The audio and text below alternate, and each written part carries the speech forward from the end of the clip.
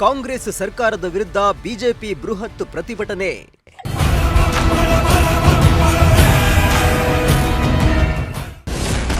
ಸಿಎಂಗೆ ಡೈಲಾಗ್ ಬಿಟ್ಟು ರೈತರ ಸಂಕಷ್ಟಕ್ಕೆ ಸ್ಪಂದಿಸಿ ಎಂದ ವಿಜಯೇಂದ್ರ.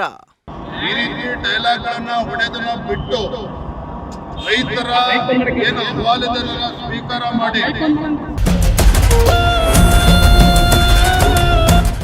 ಹಾವೇರಿಯಲ್ಲಿ ಕಾಂಗ್ರೆಸ್ ಸರ್ಕಾರದ ವಿರುದ್ಧ ಬಿಜೆಪಿ ಜಿಲ್ಲಾ ಘಟಕದ ವತಿಯಿಂದ ಬೃಹತ್ ಪ್ರತಿಭಟನೆ ನಡೆಸಲಾಯಿತು.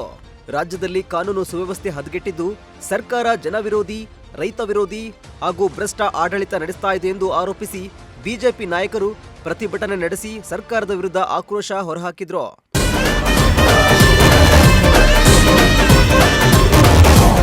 ಜಿಲ್ಲಾಧ್ಯಕ್ಷ ವಿರೂಪಾಕ್ಷಪ್ಪ ಬಳ್ಳಾರಿ ನೇತೃತ್ವದಲ್ಲಿ ನಡೆದ ಪ್ರತಿಭಟನೆಯಲ್ಲಿ ಬಿಜೆಪಿ ಕಾರ್ಯಕರ್ತರು ಸರ್ಕಾರದ ವಿರುದ್ಧ ಘೋಷಣೆ ಕೂಗಿ ಆಕ್ರೋಶ ವ್ಯಕ್ತಪಡಿಸಿದ್ರು.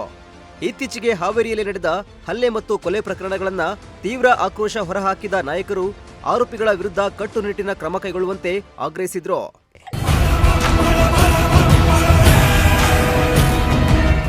ಇನ್ನು ಬಿಜೆಪಿ ರಾಜ್ಯಾಧ್ಯಕ್ಷ ಬಿವೈ ವಿಜಯೇಂದ್ರ ಮಾತನಾಡಿ, ಬಿಡದಿಯ ಜಮೀನು ಕೃಷಿಗೆ ಯೋಗ್ಯವಾಗಿದ್ದು ರೈತರಿಂದ ಭೂಮಿ ಕಸಿದುಕೊಳ್ಳುವ ಪ್ರಯತ್ನ ನಡೀತಾ ಇದೆ.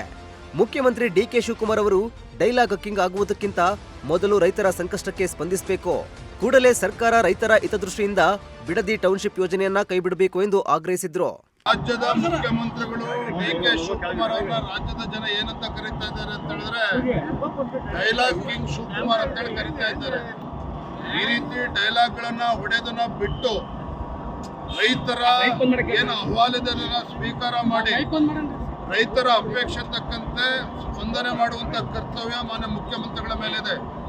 ಬಿಡದಿ ವಿಚಾರದಲ್ಲಿ ಯಾರೇ ಹೋದ್ರೂ ಕೂಡ ಕಣ್ಣಾರೆ ಗೊತ್ತಾಗ್ತದೆ. ಅಂತ ಫಲವತ್ತಾಗಿರ್ತಕ್ಕಂಥ ಜಮೀನು, ಕೃಷಿ ಚಟುವಟಿಕೆಗಳಿಗೆ ಯೋಗ್ಯವಾಗಿರ್ತಕ್ಕಂಥ ಜಮೀನನ್ನ ಕಿತ್ಕೊಳ್ಳಕ್ ಕೊಟ್ಟಿದ್ದಾರಲ್ಲ ಮಾನ್ಯ ಮುಖ್ಯಮಂತ್ರಿಗಳೇ, ಆ ಭಗವಂತ ನಿಮ್ಮನ್ನ ಕ್ಷಮಿಸೋದಕ್ಕೆ ಸಾಧ್ಯ ಇಲ್ಲ.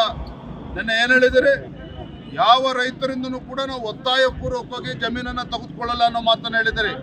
ಮತ್ತೊಂದು ಕಡೆ ಅದೇ ರೈತರು ಸಂಜೆ ಮೇಲೆ ಗುಂಡಾಗಳು ನಮ್ಮ ಮನೆಗೆ ಬರ್ತಾ ಇದ್ದಾರೆ, ದಬ್ಬಾಳಿಕೆ ಮಾಡ್ತಾ ಇದ್ದಾರೆ, ಬೆದರಿಕೆ ಆಗ್ತಾ ಇದ್ದಾರೆ ಅನ್ನೋ ಮಾತನ್ನು ಕೂಡ ರೈತಗಳು ತಿಳಿಸ್ತಾ ಇದ್ದಾರೆ. ಹಾಗಾಗಿ ಈ ಧೋರಣೆಯನ್ನ ಬದಿಗಿಟ್ಟು ನೀವು ರಾಜ್ಯದ ಮುಖ್ಯಮಂತ್ರಿಗಳು ರೈತರ ರಕ್ಷಣೆಗೆ ಬರಬೇಕಾಗಿರ್ತಕ್ಕಂಥದ್ದು ನಿಮ್ಮ ಕರ್ತವ್ಯ ಇದೆ. ಇಲ್ಲ ಅಂತ ಹೇಳಿದ್ರೆ ಇವತ್ತೇನು ರೈತರು ಮನೆ ಅಧಿಕಾರಿಗಳಿಗೆ ಪರ್ಕೆ ಹಿಡಿದು ಇವತ್ತು ಓಡಿಸಿರ್ತಕ್ಕಂಥ ಘಟನೆ ಆಗಿದೆ. ಬರೋದ ದಿನಗಳಲ್ಲಿ ಮುಖ್ಯಮಂತ್ರಿ ಮನೆ ಮುಂದೆ ಪರ್ಕೆ ಹಿಡ್ಕೊಂಡು ಬರ್ತಕ್ಕಂಥ ಪರಿಸ್ಥಿತಿ ನಿರ್ಮಾಣ ಆಗ್ತದೆ.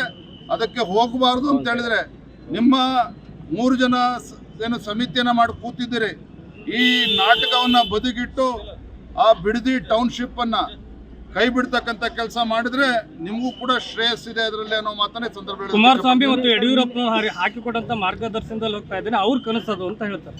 ರೈತರು ಬೀದಿಗಿಳಿದಿರುವಂಥದ್ದು ಕಳೆದ 300, 400, 500 ದಿನಗಳಿಂದ ಪ್ರತಿಭಟನೆ ಮಾಡ್ತಾ ಇದ್ದಾರೆ. ಆಯ್ತು, ಅವಾಗ ಆಗಿದೆ ಅಂತ ಹೇಳಿದ್ರೆ ನೀವು ರೈತರ ವಿರುದ್ಧ ಹೋಗ್ತೀರಾಗಾದ್ರೆ ನೀವು ರಾಜ್ಯದ ಮುಖ್ಯಮಂತ್ರಿಗಳು ನಿಮ್ಮ ರಿಯಲ್ ಎಸ್ಟೇಟ್ ಬುದ್ಧಿಯನ್ನ ಬದಿಗಿಟ್ಟು ರೈತರ ಸಂಕಷ್ಟಕ್ಕೆ ಸ್ಪಂದನೆ ಮಾಡಬೇಕು ಅನ್ನೋ ಆಗ್ರಹನ ಮಾಡ್ತಾ ಇದ್ದೇನೆ. ಇನ್ನು ಪ್ರತಿಭಟನೆಯಲ್ಲಿ ಮಾಜಿ ಮುಖ್ಯಮಂತ್ರಿ ಬಸವರಾಜ ಬೊಮ್ಮಾಯಿ, ಮಾಜಿ ಸಚಿವ ಬಿಸಿ ಪಾಟೀಲ್, ವಿಧಾನ ಪರಿಷತ್ ಸದಸ್ಯ ಎಸ್ವಿ ಸಂಕನೂರು ಸೇರಿದಂತೆ ಹಲವು ಬಿಜೆಪಿ ಮುಖಂಡರು ಹಾಗೂ ಕಾರ್ಯಕರ್ತರು ಭಾಗಿಯಾಗಿದ್ರು. ಲೋಕೇಶ್ ಸುಣಗಾರ್, ಪ್ರಜಾಶಕ್ತಿ ಟಿವಿ, ಹಾವೇರಿ.